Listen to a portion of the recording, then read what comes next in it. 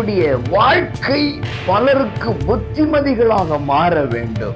ஆகவே வேதத்தை கை கொள்ளாதவர்கள், நேசிக்காதவர்கள் சொல்லுகிற போதனைகள், புத்திமதிகள் வீணானவைகள். அவைகளை விட்டுவிட வேண்டும். யாரா இருந்தாலும் பரவாயில்ல, விட்டுவிட வேண்டும். பிரியமானவர்களே, இயேசுவின் இன்ப நாமத்திலே உங்களை மனதார வாழ்த்துகிறேன். ஏசப்பா உங்களை ஆசீர்வதிப்பாராக.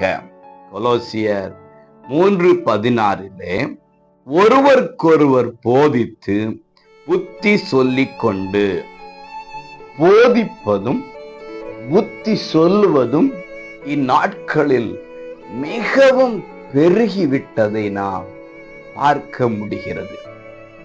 போதகர்கள் பெருகிவிட்டார்கள், புத்தி சொல்லுகிறவர்கள் பெருகிவிட்டார்கள். எது சரியான போதனை, எது சரியான புத்தி சொல்லுதல் என்றால், போதிக்கிறவர்கள், புத்திமதிகளை சொல்லுகிறவர்கள் அதன்படி வாழ்கிறார்களா என்பதுதான். அவர்கள் வாழாத ஒன்றை, அவர்கள் கை கொள்ளாத ஒன்றை சொல்லும்போது அந்த போதனைகளும் அந்த புத்திமதிகளும் வீணானவைகளாக மாறிவிடுகின்றன.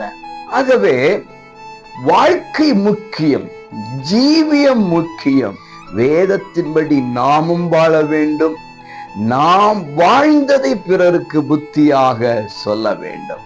போதிக்கிறது, புத்தி சொல்லுகிறது வாழ்க்கையில் இருந்து வெளிப்பட வேண்டும், வாயில் இருந்து அல்ல. வாழ்க்கை வெளிப்படட்டும்.